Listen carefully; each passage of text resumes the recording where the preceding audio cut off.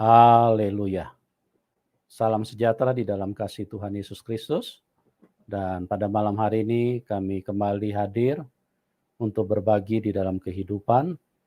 Dan diawali dengan mohon maaf karena kami agak terlambat. Karena memang kendala signal ya. Ya, kita berupaya tetapi kadang-kadang berbentur dengan hal-hal yang membuat kami tidak bisa on time dan tidak bisa tepat waktu. Tapi kami bersyukur bahwa Tuhan itu setia, karena memang satu hal yang kita harus sadari bahwa setiap kali kita mau bersaksi tentang Tuhan, kita mau bicara tentang kebaikan Tuhan atau kita mau bicara tentang kebenaran, maka iblis akan sedikit cari sensasi, bahkan dia akan berusaha untuk menghentikan, paling tidak dia bisa mengacaukan sukacita yang ada di dalam kita, damai sejahtera, karena hal-hal yang membuat kita jadi seperti terlihat agak sulit. Dan puji Tuhan, kami tidak mau terpengaruh dengan hal-hal begitu, karena tujuan kami mengasihi semua manusia, dan yang terpenting kasih Tuhan itu menjadi prioritas kita, karena kasih Tuhan itu harus sampai kepada semua manusia. Bagaimana tidak, dia datang di 2000 tahun yang lalu turun ke dalam dunia.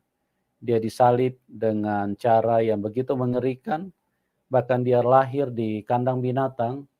Tidak ada manusia yang pernah lahir di kandang binatang.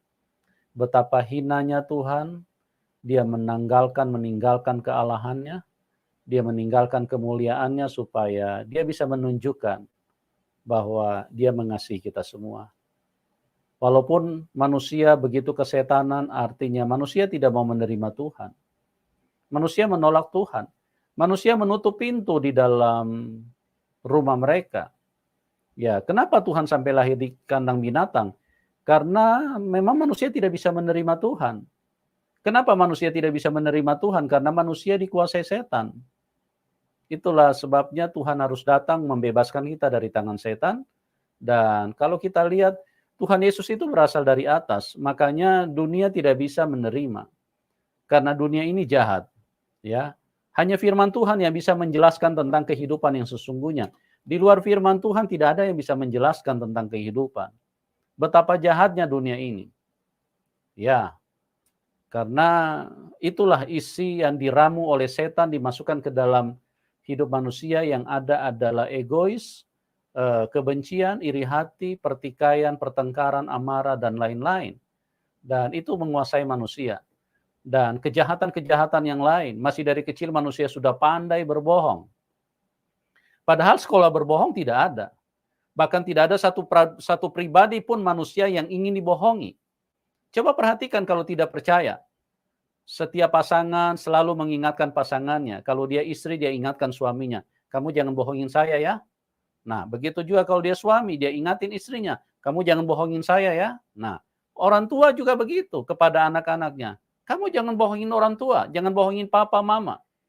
Anak juga begitu, papa, mama jangan bohongin kami. Semua, teman juga begitu, jangan bohongin saya, jangan sekali-sekali bohongin saya. Itu tinggal harapan, teman.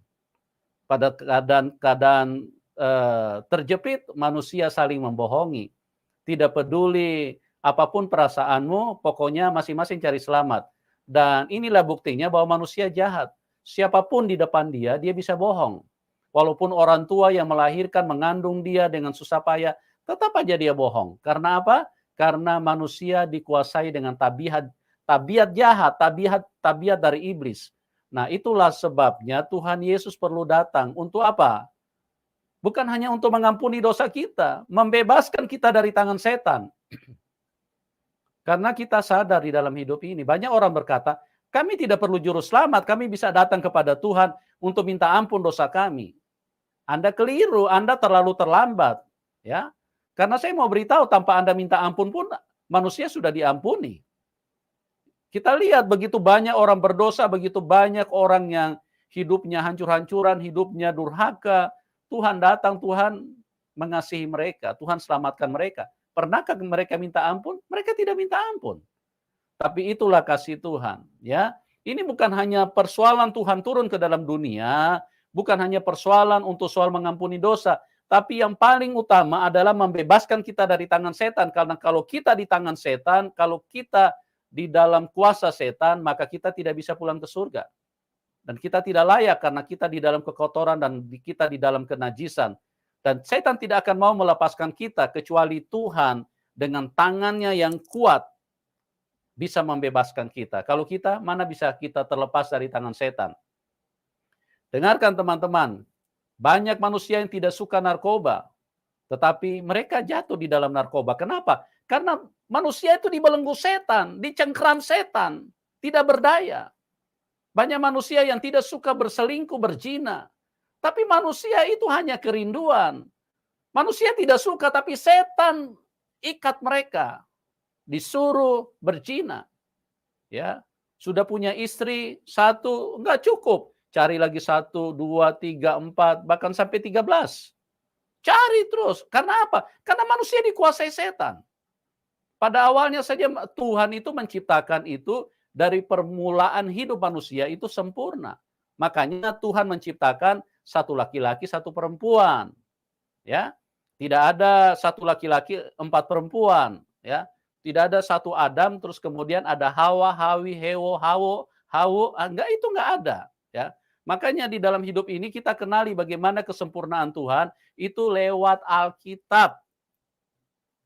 Itulah kebenaran firman Tuhan. Kita diajar. Makanya sekali lagi teman-teman, Tuhan datang itu untuk membebaskan kita dari tangan setan. Oleh sebab itu, saya berdoa kiranya kemurahan Tuhan, kasih karunia Tuhan bisa turun di dalam hidup kita, agar kita bisa dibebaskan dari tangan setan, dan engkau bisa mengalami keselamatan yang sempurna.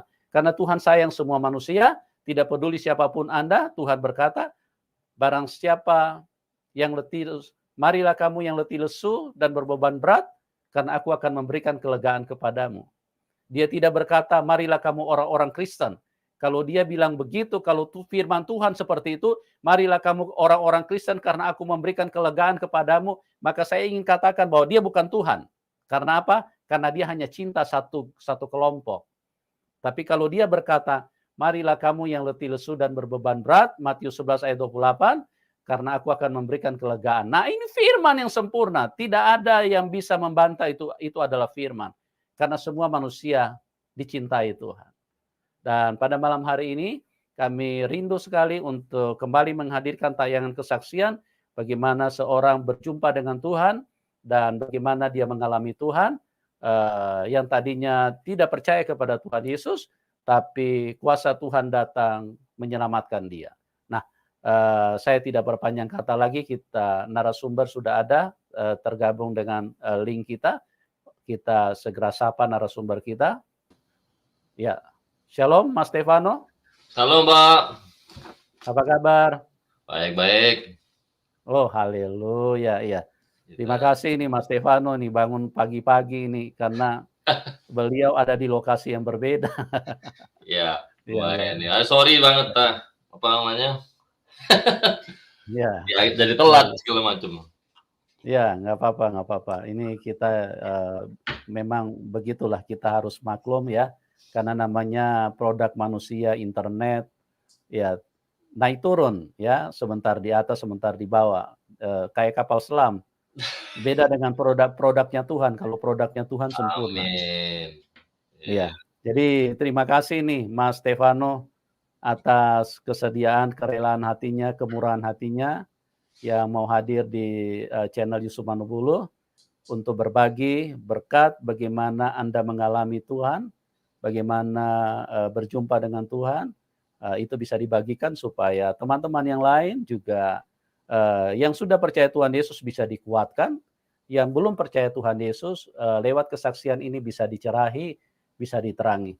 Oke, Mas Vano, saya serahkan kepada Anda waktu dan tempat. Silakan Mas Vano. Oke. Alright, shalom semuanya. Nama saya Stefano. Langsung aja to the point ya. Jadi lahir saya di Indonesia, di Kalimantan, di Samarinda, Kalimantan Timur. Setelah itu September 1983. setelah itu jadi di Bontang itu sampai SMP sekitar umur berapa saya lupa sendiri, umur 10, 11 gitu ya, SD. Habis itu saya pindah ke Jawa, di Jawa Timur, ya kan, tepatnya di kota Sidoarjo itu, jadi Surabaya. Di situ saya lanjutkan sekolah SMP, SMA, dan SMP, SMA sampai tamat, dan setelah dari situ karena ibu saya udah di Amerika nih dari tahun 1989 atau 1990 ya. Ya faktor ekonomi aja. Jadi ibu saya udah di sini, sementara kita semua masih di Indonesia. Dan secara rohani ya, spiritually, secara spiritual keluarga saya didirin sebagai nggak begitu spiritual. Jadi rohani itu kedua. Jadi bapak ibu saya itu kayak liberal. Tapi saya dibilangnya agama saya kecil tuh Islam. Jadi cuman karena doktrin aja. Oke, kamu Islam, oke, that's it. Dan dulu orang tua saya juga dulu sempat bilang kalau mereka tuh sempat Kristen. Makanya nama saya Stefano kan dari kecil, Stefano Subandi. Itu kan nama Kristen. Tapi nggak tahu for some reason saya jadi ini mereka masuk Islam. Ya mungkin karena politik atau something like that, tahun 48 45 gitulah. Nah, terus ya udah saya taunya Islam. Ya udah saya kecil sholat di masjid segala macam, cuman nggak ngerti maksudnya Islam tuh gimana, sebagai kewajiban aja, sebagai rutinitas. Oke, terus fast forward, dan sebelum itu juga saya minta maaf nih, ngomongan saya agak-agak belit-belit nih, soalnya saya di Amerika udah lumayan lama, 21 tahun. Oke, but anyway, alright, jadi setelah SMA saya dibawa ke sini sama ibu saya, jadi disponsori gitu, kuliah, kerja, segala macam. Dan di situ secara spiritually saya masih Islam, masih sholat segala macam, Quran, ya. Dan waktu masih di sini ya masih tetap aja kayak gitu, sambil kuliah dan kerja. Itu latar belakangnya. Dibuat singkat aja, soalnya pada saat itu juga waktu di sini saya udah sholat segala macam, dan ibu saya itu udah model kayak agnostik atau gimana gitu ya, percaya Tuhan cuman percaya aja tapi nggak tahu Tuhan yang mana, ya kan. Dan bapak saya juga gitu. Jadi background keluarga saya secara rohani ya it's not, bagi mereka nggak terlalu prioritas. Itu kedua lah itu bagi mereka. Dan memang ada sih kakak saya yang kuat muslimnya, saya berempat, saudara saya 4, kakak saya yang pertama di Texas, yang kedua tuh sekarang udah di sini semua, yang kedua waktu itu masih di Indo, yang ketiga di sini, terus saya yang terakhir. Semuanya sih udah di sini. Dan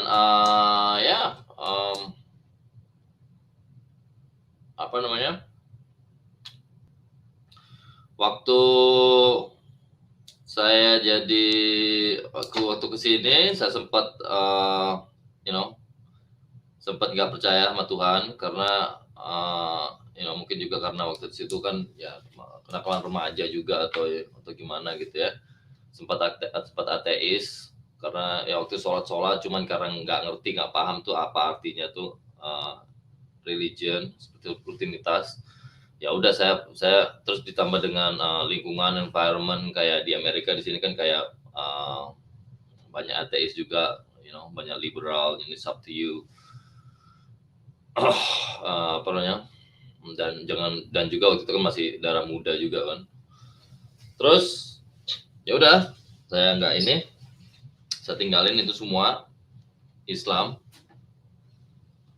karena lingkungan dan karena nggak yakin dan karena nggak ngerti, ya udah saya tinggalkan semua.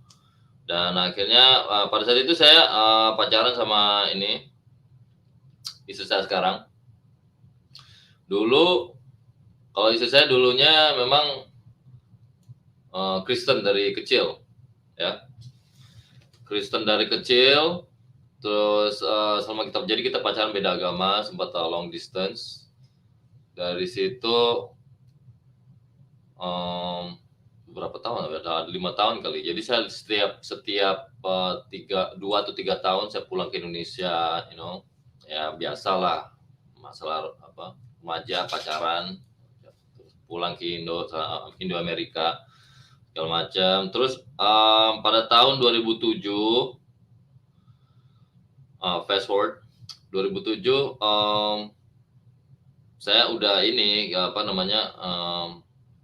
udah terlalu lama kan pacaran, jadi saya bilang ya udah saya mau ngikat dia lah, tunangan lah. Cuman katanya sih nggak bisa, kita kalau kamu nikah kamu harus kamu harus kenal Yesus dulu, kenal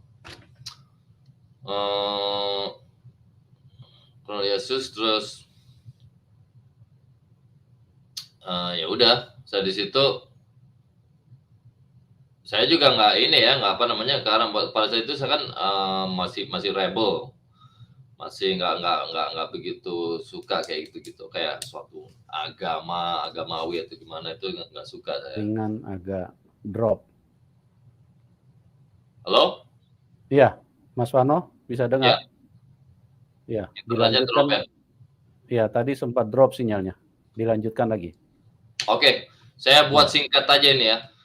Oke, jadi tahun 2007, 2008 saya nikah. Pada saat nikah itu saya belajar sendiri.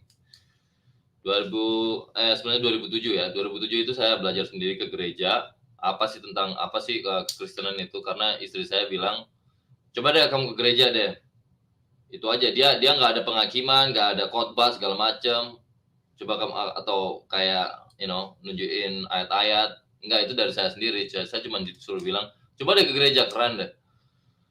Terus dalam hati saya sih, aduh malas banget kayak gini. Cuma ya udah deh, coba deh. Ya udah saya sendiri aja ke gereja Amerika di sini, bule.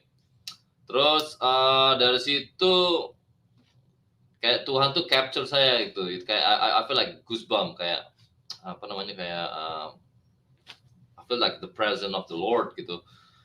Soalnya pertama pada saat saya ke gereja itu saya agak aneh aja kan, orang baru pertama percaya terus ngeliat orang-orang angkat tangan segala macam, haleluya, amin, Bapak di surga segala macam. Saya kan ngeliatnya ini apa-apaan sih ini, kayak it's weird man, aneh aja gitu saya ngeliat. Cuman ada satu message-nya tuh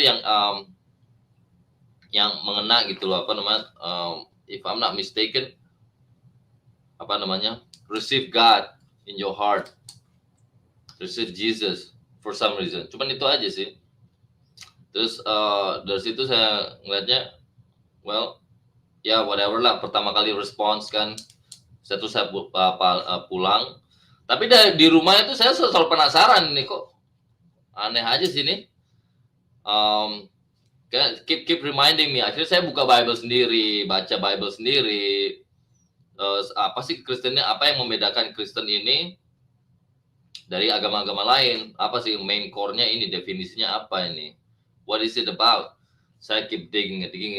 Nah, dari situ karena saya belajar sendiri, saya pingin belajar sendiri, pingin mengenali siapa Yesus. Terus bedanya sama Islam ini apa sih? Pasti sama aja gitu, karena agama kan semua sama. Bagi saya dulu konteksnya juga sama kayak gitu. Akhirnya saya setiap minggu ke gereja sendiri, sendiri aja, nggak ada ini yang apa, komunitas untuk gereja nggak ada. Jadi saya ke gereja bule sendiri aja, belajar sendiri, terus tanya istri saya, "Ini apa sih? Ini itu apa sih?" Dan, dari situ saya ngerti kuncinya, the keyword-nya ya. Jadi masalah peralihan ini saya dari, Kristen ke Muslim yang ada itu adalah, pertama adalah cinta kasih Tuhan yang saya alami gitu ya, grace of God. Terus, Roh Kudus, 9 buah Roh Kudus. Ya, which is love, joy, peace, patience, faithfulness, goodness, gentleness, and self-control. Itu yang ada perspektifnya buat saya, yang dampaknya ke saya. Terus, at the end of the day, Pak Yesus mati di cross, dan saya juga, I feel not worth it to be alive because it took our sins away. And also, keselamatan juga terjamin. Kamu bakalan ke surga. Sementara kalau di Muslim enggak. Dan juga saya ngelihatnya di Muslim juga sebagai rutinitas. Jadi kayak satpam gitu, security, on the certain time, certain waktu kamu harus sholat segala macam biar Tuhan senang segala macam. Tapi pertanyaannya, apakah saya bakal masuk surga atau apakah ada jaminan di situ? Dan saya lihat belum tentu. Nah, karena nggak pasti gitu saya ngelihatnya, dan ini sebagai rutinitas, karena saya merasa kayak we always fall short. Saya udah mengerti bahwa no matter what we do without faith, we always fall short gitu. Dalam arti kata kayak kedagingan itu kita lemah, makanya kita perlu Tuhan setiap hari, perlu diisi dengan Roh Kudus setiap hari. Pada saat saya ngerti konsep itu, oh iya beneran. Jadi apapun yang kita lakukan ini, kita harus lakukan guided by Holy Spirit. Itu yang ada di Muslim, ya. I don't care about religion and everything. I don't bash with anyone, It's just my personal experience. Yang saya rasakan tuh kayak sukacita, saya bisa lebih joyful, saya bisa lebih bisa ngerasain, bisa ngomong, bisa ada hubungan pribadi gitu dari Tuhan, bisa bilang sama Bapak gitu, kayak Bapak kita sendiri aja. Saya mau berdoa bebas gitu, freedom, kayak nggak ada rantai gitu ya. If you wanna, karena Tuhan adalah Alpha and Omega, so you could just stay on the corner and then just pray whatever you want and just talk, just talk. Dan nggak ada agenda lain, you just talk and have that relationship. And then it will change your perspective gitu. Perspektif kita untuk duniawi jadi berbeda. Itu ya. Itu yang makanya tetap sampai sekarang berpegang teguh kepada Yesus because of that. Because karena cinta kasih Tuhan.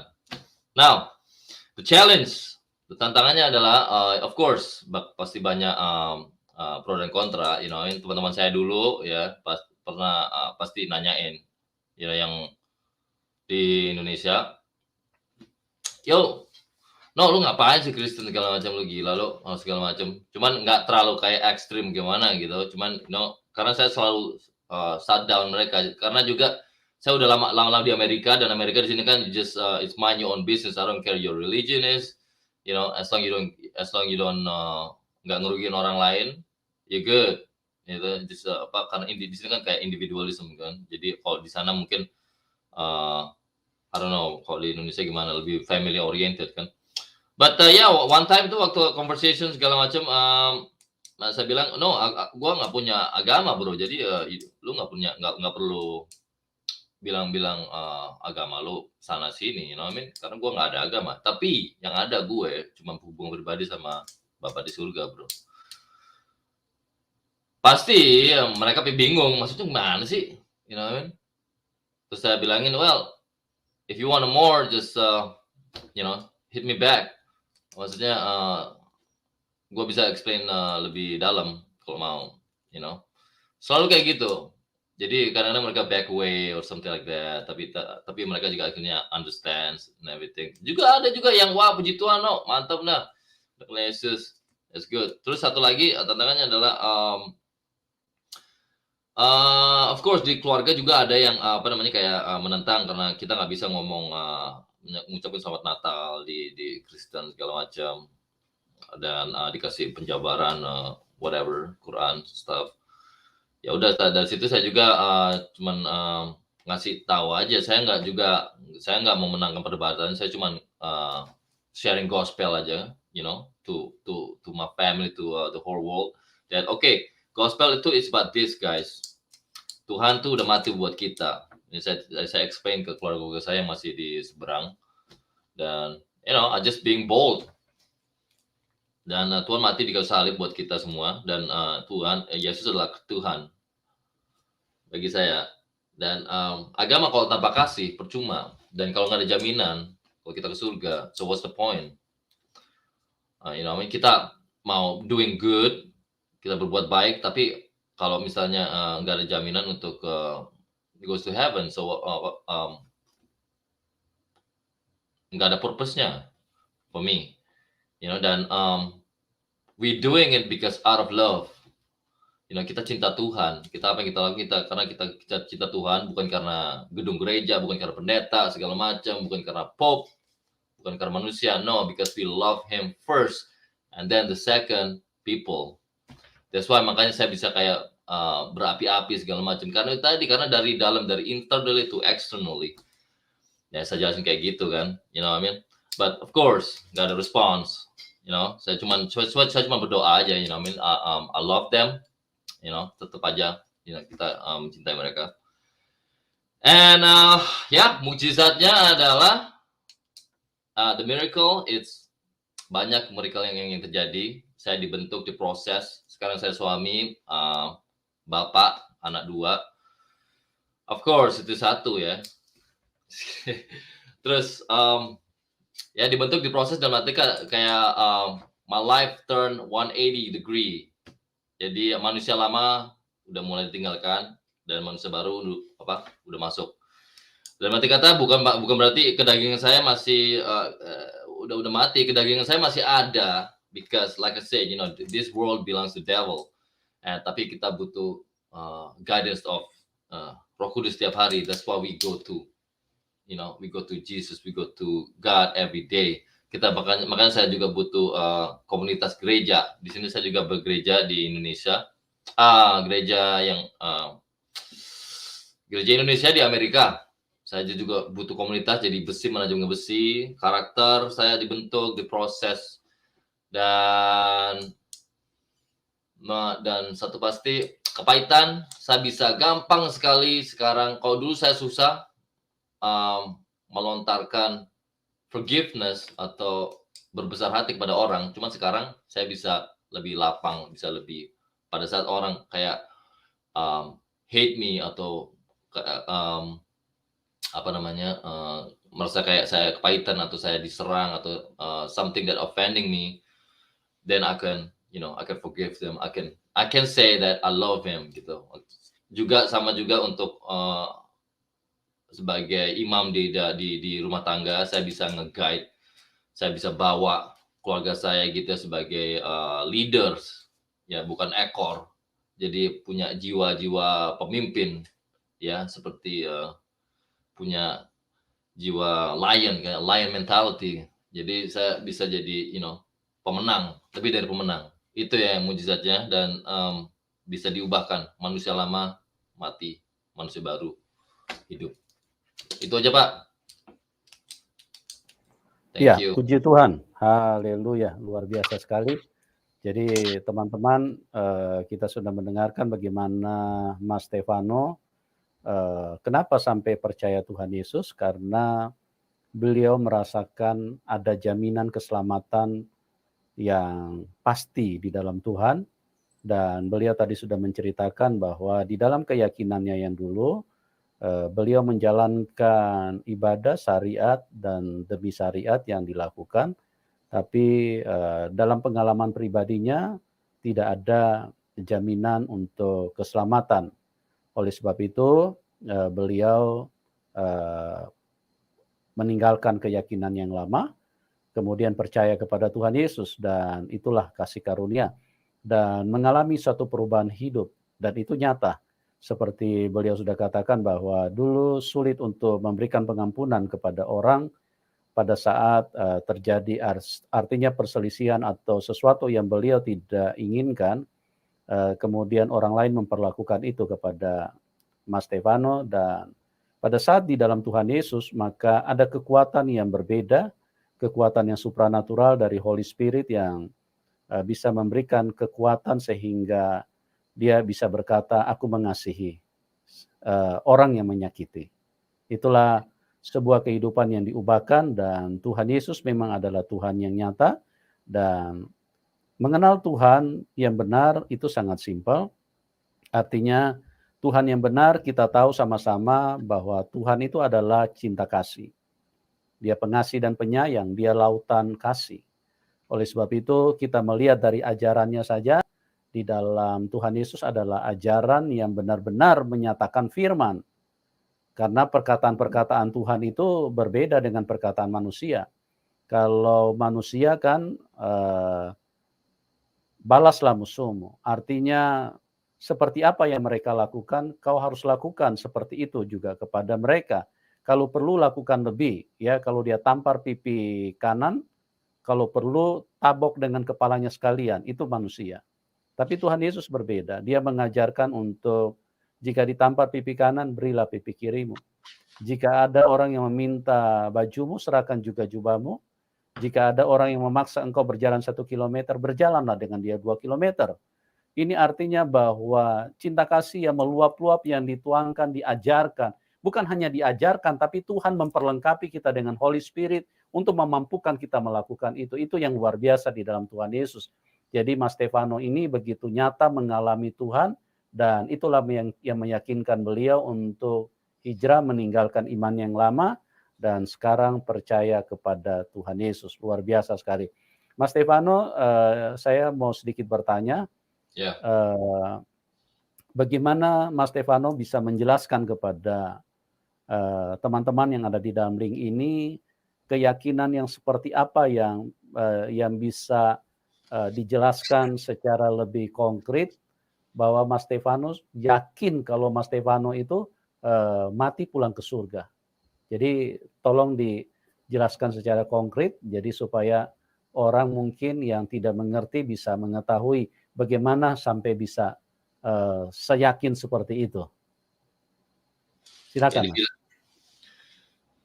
Aduh, itu dia nih kalau disuruh jelaskan. Kita harus mengenal Yesus dulu sih, bagi saya ya Pak ya. Ya. Dan pelajarin Bible dari diri sendiri.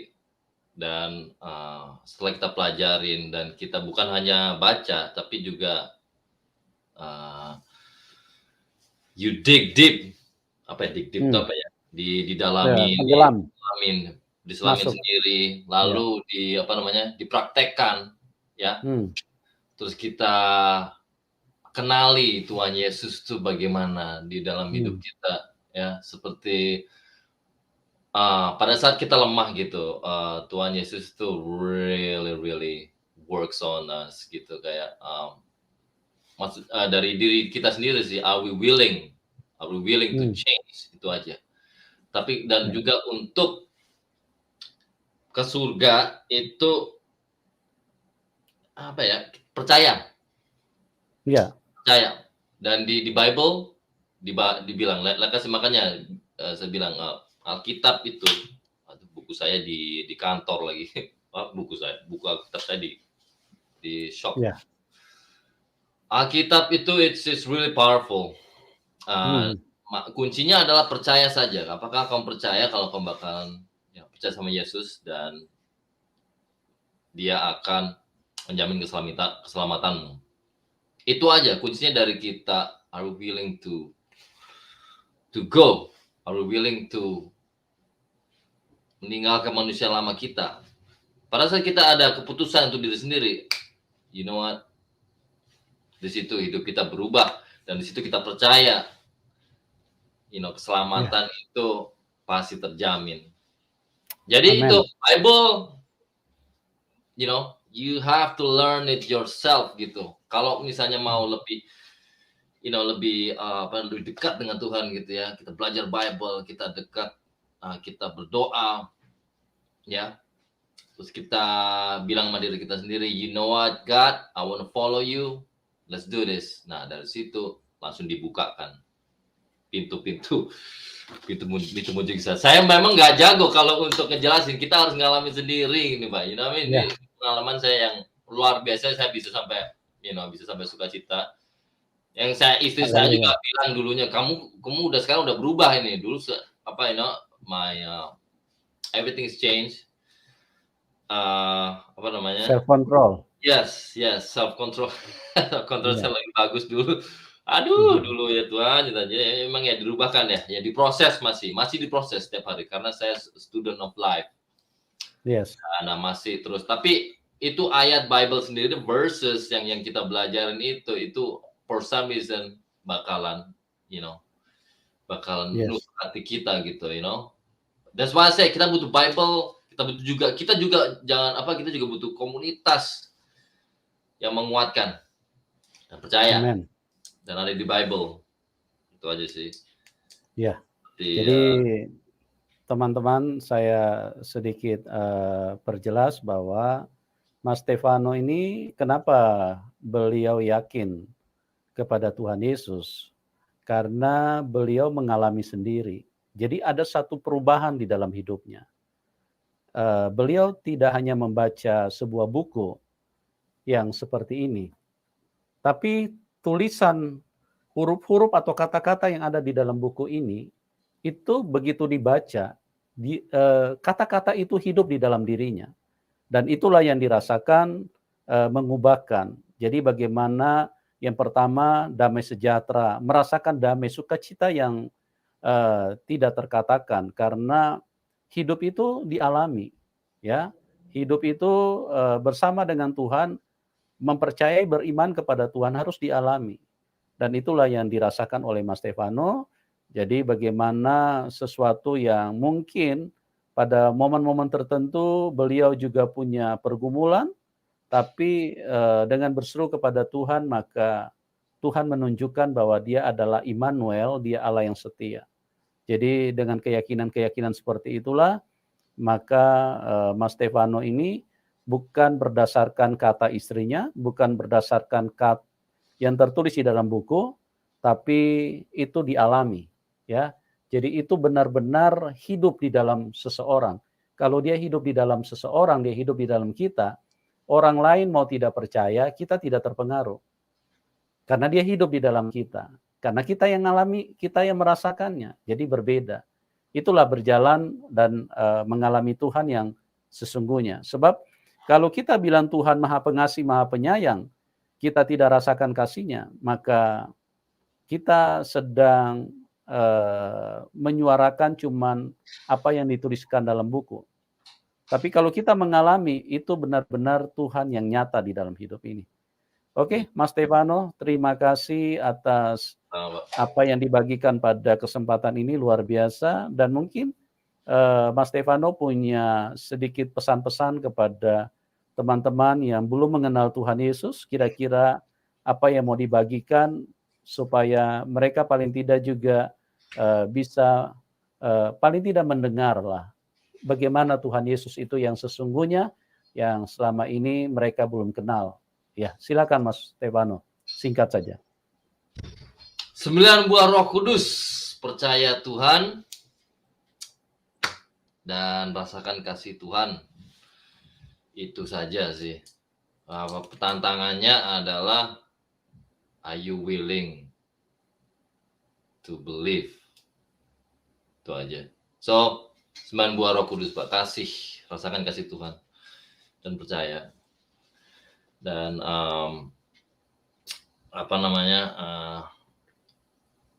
agama tanpa kasih is nothing. Yes. Karena kita harus mengerti agama itu sendiri apa dan apakah itu bakal menjamin, apakah itu bakal mengubah hidup kita, apakah itu bakalan punya api yang mula-mula, yang apakah kita bisa mengasihi tanpa batas. Ya. Itu aja. Ya, luar biasa sekali ya. Jadi teman-teman, ayolah sebelum terlambat, karena waktu kita singkat, jadi kita dibatasi oleh waktu. Kesempatan bagi kita selama kita masih hidup di dalam dunia.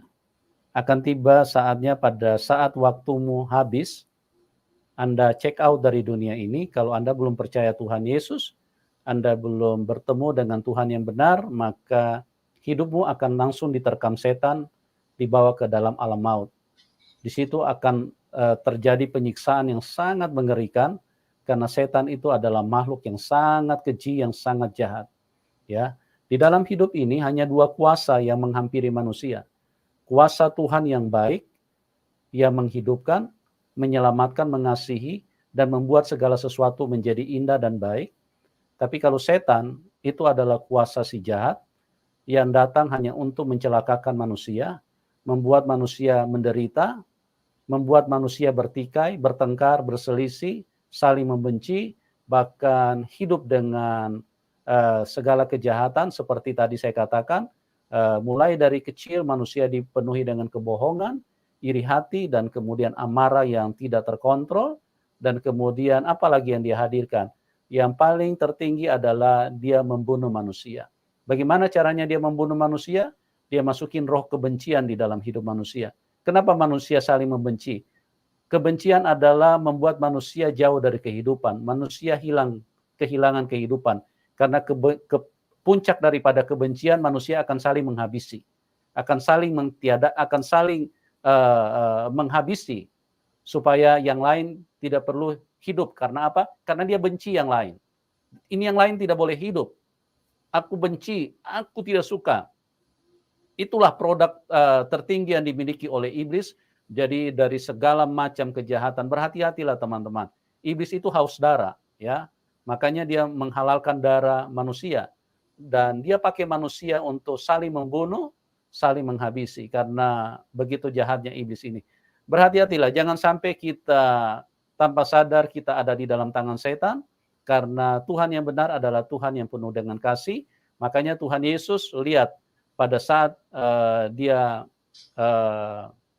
menyelesaikan penebusan, menyelesaikan pengampunan untuk melepaskan kita dari tangan setan, terakhir apa yang Tuhan katakan waktu dia masih di dunia, ampunilah mereka karena mereka tidak tahu apa yang mereka perbuat. Itulah Tuhan yang mengasihi hidup kita dan dia ingin membebaskan kita dari tangan setan. Oke, terima kasih buat Mas Vano yang sudah membagikan testimoninya yang luar biasa. Doa kami Mas Vano semakin on fire, semakin menyala-nyala di dalam Tuhan, dan bisa dipakai Tuhan luar biasa, dan bisa menjadi saksi kepada keluarga, kepada teman yang lain, supaya orang bisa mengenal Tuhan Yesus. Ya. Terima kasih juga buat teman-teman yang sudah hadir, yang sudah menyaksikan acara ini. Doa kami juga buat Anda semua, kebaikan Tuhan menyentuh setiap kita. Oke, kita akan berjumpa di program selanjutnya. Tuhan Yesus memberkati kita semua dan salam kemenangan buat kita semua. Amin.